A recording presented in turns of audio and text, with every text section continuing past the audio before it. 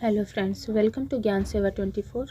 आज हम करने वाले हैं बिहार एसआई का 24 अप्रैल 2022 का प्रीवियस ईयर। तो चलिए इसको स्टार्ट करते हैं। हमारा फर्स्ट क्वेश्चन दिया हुआ है कि सूर्यास्त एवं सूर्योदय के समय सूर्य का आभासी चपटापन निम्न परिघटना के कारण होता है। तो यह किस परिघटना के कारण होता है? तो इसका राइट आंसर हो जाएगा अपवर्तन। नेक्स्ट क्वेश्चन दिया हुआ है कि प्रथम विश्व युद्ध के दौरान कौन सा देश 1915 में ब्रिटेन के खिलाफ केंद्रीय बलों में शामिल हुआ? तो कौन सा देश है जो ब्रिटेन के खिलाफ वो शामिल हुआ था केंद्रीय बल में? तो इसका राइट आंसर हो जाएगा बुल्गारिया। ठीक है, नेक्स्ट दिया है कि टिहरी बांध नदियों के संगम स्थल पर स्थित है। तो टिहरी बांध किस नदी के संगम पर स्थित है? तो इसका राइट आंसर हो जाएगा भागीरथी एवं भिलंगाना नदी पर के संगम पर स्थित है टिहरी बांध। नेक्स्ट क्वेश्चन दिया हुआ है कि किसी अर्धचालक का ताप बढ़ाने पर उसकी प्रतिरोधकता क्या होता है, घटता है या बढ़ता है? तो इसका राइट आंसर हो जाएगा कि उसकी प्रतिरोधकता जो होती है वह घट जाती है। एंड नेक्स्ट क्वेश्चन दिया हुआ है कि यदि एक कूट भाषा में ब्रांच को EPDLFF लिखा जाता है तो उसी कूट भाषा में मास्टर को कैसे लिखा जाएगा? तो इसका राइट आंसर हो जाएगा ऑप्शन नंबर डी। इसको आप लोग सॉल्व करके कमेंट बॉक्स में ज़रूर बताइएगा। एंड नेक्स्ट क्वेश्चन दिया हुआ है कि एक 5 सेमी भुजा वाले घन के सभी सतहों को रंगा गया तथा एक 1 सेमी भुजा वाले छोटे घनों में काटा गया। तो कितने घन ऐसे हैं जो 2 सतही रंगीन हैं? तो इसका भी राइट आंसर हो जाएगा ऑप्शन नंबर डी। और इसको भी कमेंट में ज़रूर बताइएगा इसको सॉल्व करके। एंड नेक्स्ट क्वेश्चन दिया हुआ है कि निम्न में से सबसे छोटी संख्या कौन सी है? तो इसका राइट आंसर हो जाएगा ऑप्शन नंबर ए 7/11। इसको भी सॉल्व जरूर करिएगा एक बार। एंड नेक्स्ट दिया है कि 1799 में टीपू सुल्तान की मृत्यु के उपरांत मैसूर का राजा किसे बनाया गया? तो टीपू सुल्तान की मृत्यु के बाद किसको मैसूर का राजा बनाया गया था? तो इसका राइट आंसर हो जाएगा कृष्ण राजा 3rd को बनाया गया था मैसूर का राजा। एंड नेक्स्ट क्वेश्चन दिया हुआ है कि क्वार्टज का रासायनिक नाम है। तो क्वार्टज का रासायनिक नाम क्या होता है? तो सोडियम सिलिकेट होता है क्वार्टज का रासायनिक नाम। एंड नेक्स्ट दिया कि प्रत्येक राज्य से राज्यसभा के लिए चुने जाने वाले सदस्यों की संख्या किस अनुसूची द्वारा निर्धारित की जाती है? तो ये निर्धारित की जाती है 4थी जो है अनुसूची के द्वारा। एंड नेक्स्ट क्वेश्चन दिया हुआ है कि 540 के गुणनखंडों की कुल संख्या है। तो 540 के गुणनखंड की कुल संख्या कितना हो जाएगा? तो 24 हो जाएगा। इसको भी सॉल्व करके कमेंट में ज़रूर बताइएगा। नेक्स्ट है कि जलियांवाला बाग की घटना किस वर्ष में घटित हुई थी? तो ये जो हुआ था 1919 में। 13 अप्रैल 1919 को हुआ था जलियांवाला बाग का घटना अमृतसर में। नेक्स्ट क्वेश्चन है कि बांग्लादेश एक स्वतंत्र राष्ट्र कब बना? कब बना है बांग्लादेश स्वतंत्र राष्ट्र? तो ये बना है 1971 में बना है स्वतंत्र राष्ट्र बांग्लादेश। नेक्स्ट क्वेश्चन दिया हुआ है कि इनमें से किसमें जो है चांदी नहीं है? तो जो जर्मन सिल्वर होता है उसमें चांदी नहीं होती। तो इसका राइट आंसर हो जाएगा option number C. And next question दिया हुआ है कि निम्नलिखित में से कौन सा एंजाइम मानव शरीर में स्टार्च के पाचन में से संबंधित है? तो कौन सा एंजाइम हो जाएगा? तो इसका राइट आंसर हो जाएगा एमाइलेज हो जाएगा। नेक्स्ट क्वेश्चन है कि 25% छूट दिए जाने पर राज ने एक शर्ट खरीदी और 20% बचाए। छूट से पहले शर्ट का मूल्य क्या था? तो इसको भी सॉल्व करिएगा कमेंट में ज़रूर बताइएगा। और इसका राइट आंसर हो जाएगा यहाँ पर ऑप्शन नंबर बी 80 रुपये। नेक्स्ट क्वेश्चन दिया हुआ है कि निम्नलिखित का मिलान कीजिए। तो यहाँ पे मिलान करना है, ठीक है। तो यहाँ पे दिया है कि कोण थीटा के सामने वाली भुजा बाई कौन इतने के बराबर क्या होता है? तो इसका राइट आंसर हो जाएगा साइन थीटा हो जाएगा।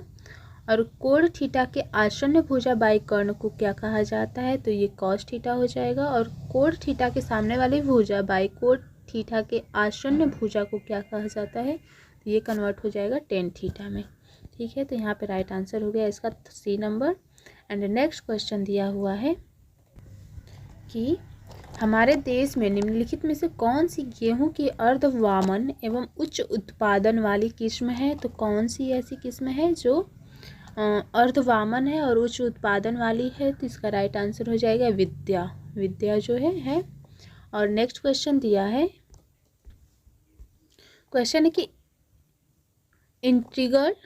इंट्रीगल कोच फैक्ट्री स्थित है। इंट्रीगल कोच कारखाना कहाँ पर स्थित है, तो इसका राइट आंसर हो जाएगा पेराम्बूर में स्थित है integral coach factory. Next question दिया हुआ है कि निम्न में से कौन से प्रधानमंत्री ने राज्य के मुख्यमंत्री के रूप में कार्य नहीं किया। तो कौन से ऐसे हैं जो राज्य के मुख्यमंत्री के रूप में कार्य नहीं किए हैं, तो वो हो जाएंगे चंद्रशेखर। ठीक है। नेक्स्ट क्वेश्चन दिया हुआ है कि क्लाइरोजाइलिनॉन तथा टर्पिनिऑल का मिश्रण किस रूप में कार्य करता है, तो ये कार्य करता है रोगाणु रोधक के रूप में। एंड नेक्स्ट दिया है कि पिता तथा पुत्र की आयु का अनुपात 3:1 है, तो उनके अनुपात का गुणनफल 147 है और 5 वर्ष के बाद उनकी आयु का अनुपात कितना होगा। तो उनके आयु का अनुपात कितना होगा, इसको भी सॉल्व जरूर करिएगा और कमेंट बॉक्स में ज़रूर बताइएगा। यहाँ पे इसका राइट आंसर हो जाएगा ऑप्शन नंबर ए। ठीक है। नेक्स्ट क्वेश्चन पे चलते हैं। दिया हुआ है कि दूध को दही में परिवर्तित करने वाला बैक्टीरिया है, तो कौन सा बैक्टीरिया है जो दूध को दही में परिवर्तित करता है, तो लैक्टिक एसिड बैक्टीरिया होता है। एंड नेक्स्ट क्वेश्चन दिया है कि निम्नलिखित में से कौन सा आनुवांशिकतः रूपांतरित खाद्य पदार्थ है, पादप है। तो इसका क्या हो जाएगा, जो आनुवांशिकतः रूपांतरित खाद्य पादप के अंतर्गत आता है, तो इसका राइट आंसर हो जाएगा सुनहरा धान। ठीक है, सुनहरा धान। एंड नेक्स्ट है कि समीर ने कहा सारिका मेरी माता के पोते की पत्नी है। ठीक है, और सारिका किस प्रकार समीर से संबंधित हुई। ठीक है, तो यहाँ पे इसका राइट आंसर हो जाएगा जो सारिका है वो समीर की पुत्रवधू हो जाएगी। Right answer option number A. Next है कि परमाणु रिएक्टर में ग्रेफाइट का प्रयोग किस रूप में किया जाता है, तो ये किया जाता है मंदक के रूप में। ठीक है, मंदक के रूप में किया जाता है ग्रेफाइट का प्रयोग परमाणु रिएक्टर में। नेक्स्ट क्वेश्चन है कि मध्य रेल मंडल का मुख्यालय है। मध्य रेल मंडल का मुख्यालय कहाँ पर होता है, तो ये होता है मुंबई CST, मुंबई CST में होता है।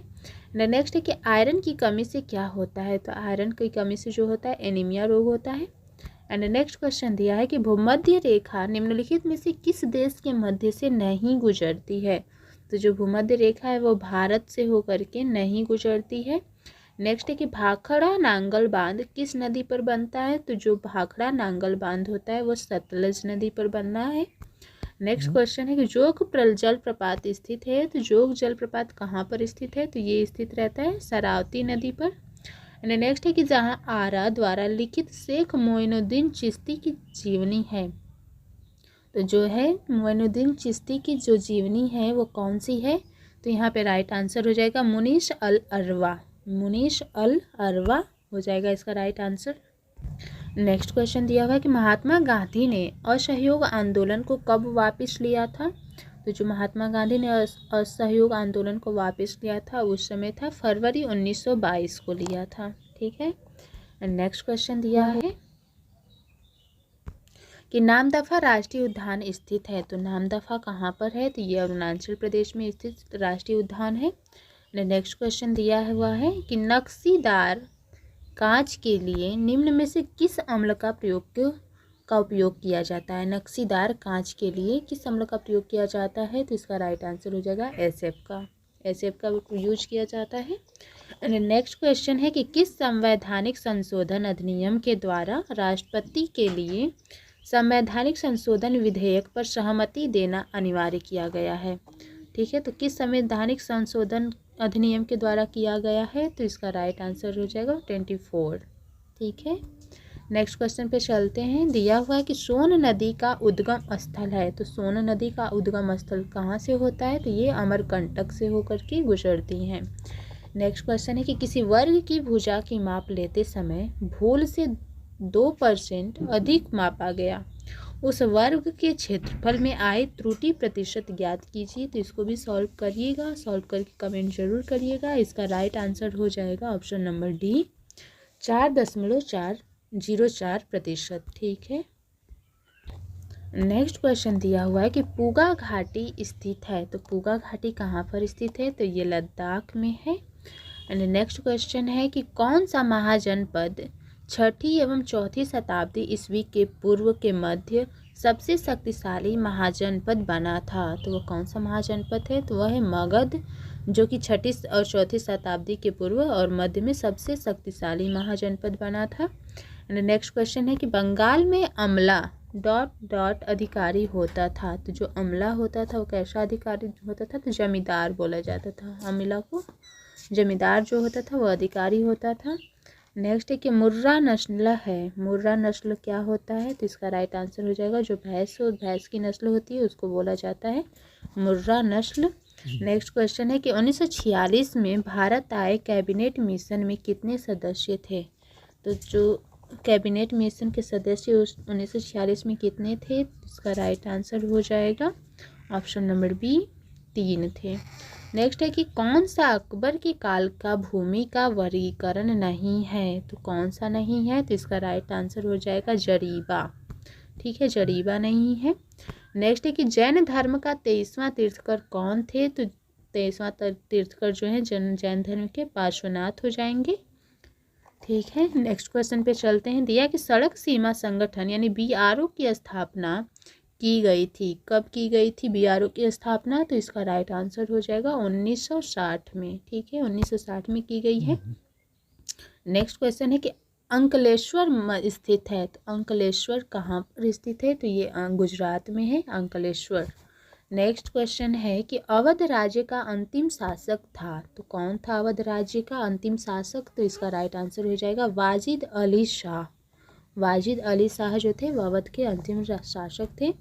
नेक्स्ट क्वेश्चन दिया हुआ है, कि भी वेग से गतिमान वस्तु की गतिज ऊर्जा के है, यदि वेग को प्रारंभिक वेग के 1/3 गुना बढ़ा दिया जाए तो गतिज ऊर्जा क्या हो जाएगा, ठीक है, तो इसको भी सॉल्व करिएगा, इसका राइट आंसर हो जाएगा K/9 और कमेंट जरूर करिएगा ऑप्शन सॉल्व हुआ कि नहीं। नेक्स्ट क्वेश्चन है कि भिलाई, दुर्गापुर और राउरकेला में इस्पात संयंत्रों का निर्माण किस पंचवर्षीय योजना में हुआ था, तो ये किस पंचवर्षीय योजना में किया गया है, तो इसका राइट आंसर हो जाएगा द्वितीय जो पंचवर्षीय योजना थी उसमें भिलाई, दुर्गापुर और राउरकेला में इस्पात संयंत्रों का निर्माण किया गया था। नेक्स्ट दिया हुआ कि कौन सी धातु केवल पराबैंगनी तरंगों की प्रतिक्रिया पर अपने पृष्ठ से इलेक्ट्रॉन उत्सर्जित करता है, तो कौन सा धातु है वो, तो इसका राइट आंसर हो जाएगा जिंक, ठीक है, जिंक धातु जो है पराबैंगनिक तरंगों की प्रक्रिया पर इलेक्ट्रॉन उत्सर्जित करता है। नेक्स्ट क्वेश्चन दिया हुआ है कि एक वाहन P बिंदु से 10 किमी उत्तर दिशा में दौड़ता है, दाईं ओर मुड़कर 15 किमी दौड़ता है और यह पुनः दाईं ओर मुड़ करके 10 किमी दौड़ता है और दौड़ करके Q बिंदु पर पहुंचता है, तो दूसरी मोड़ लेने के बाद वाहन किस दिशा में रहेगा, तो इसका राइट आंसर हो जाएगा दक्षिण दिशा में, इसको भी जरूर सॉल्व करिएगा।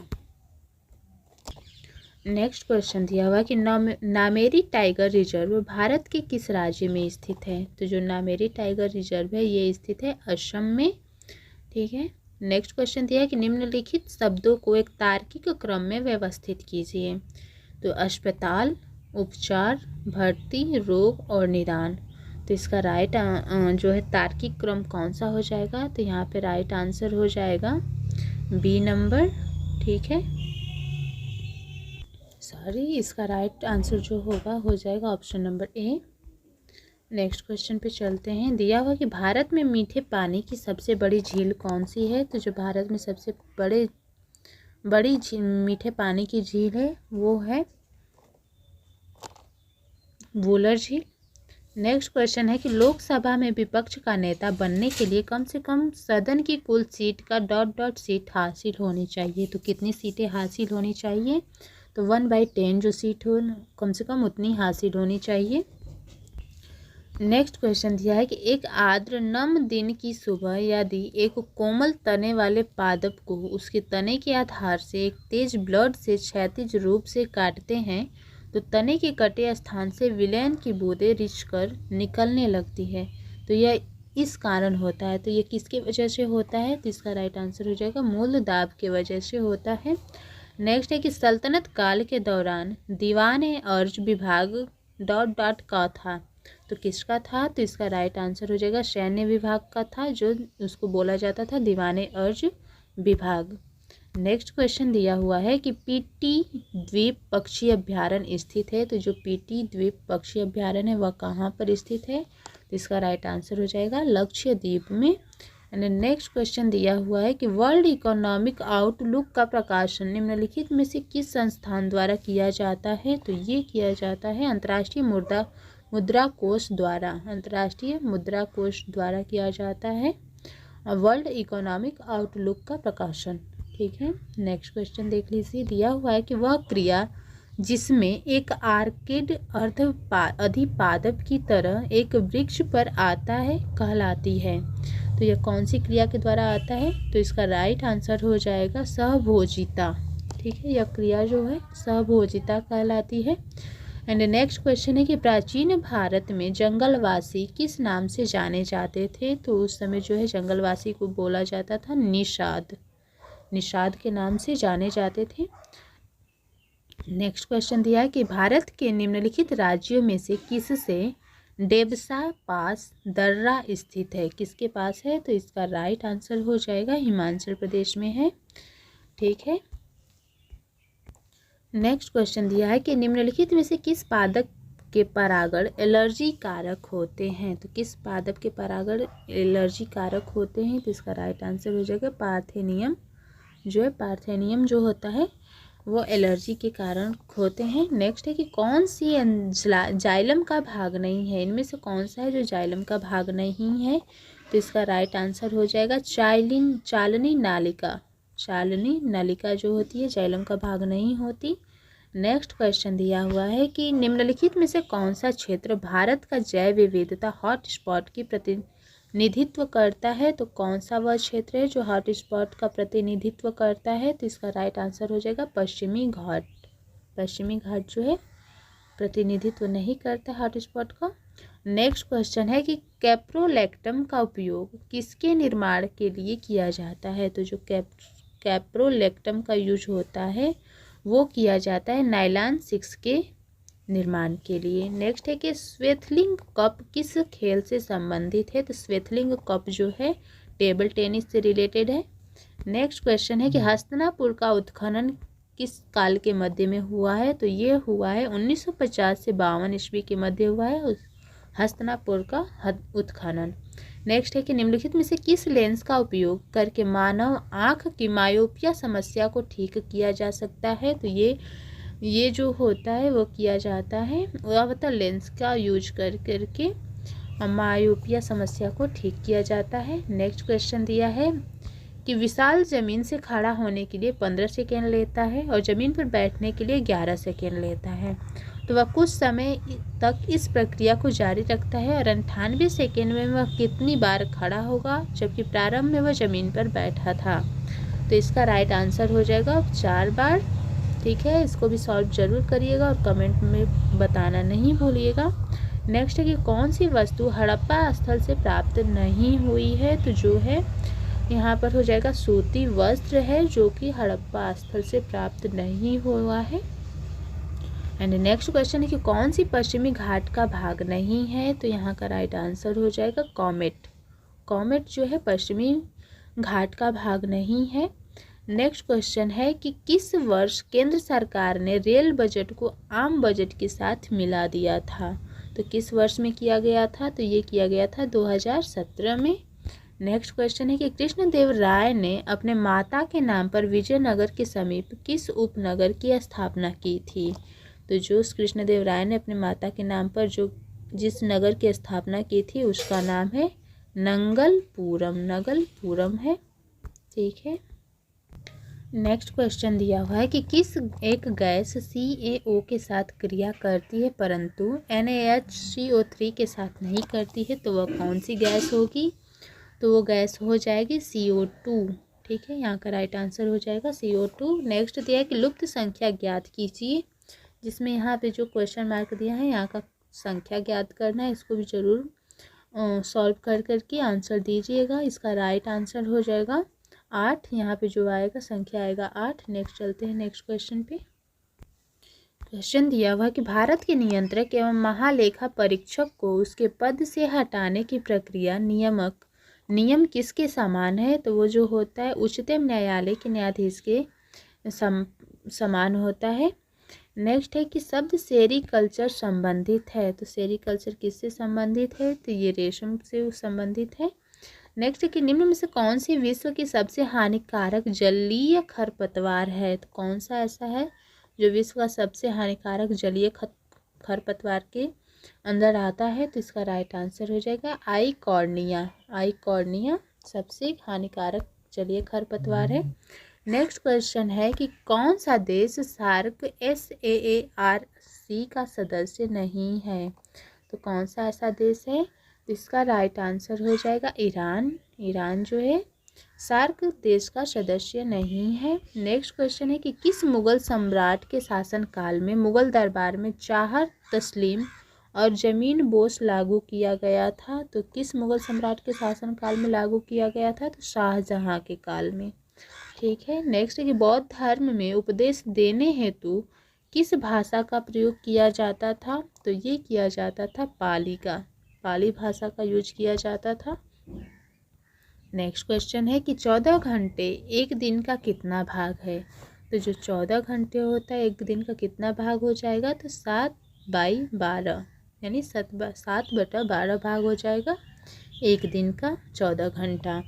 नेक्स्ट है कि अनुचुंबकत्व पदार्थ है, तो अनुचुंबकत्व पदार्थ में कौन सा गुण विद्यमान होता है? तो चुंबक की ओर छिड़ बल द्वारा आकर्षित होते हैं, जो चुंबक की ओर छिड़ बल से आकर्षित होते हैं उसको बोला जाता है अनुचुंबकत्व पदार्थ। नेक्स्ट क्वेश्चन दिया हुआ है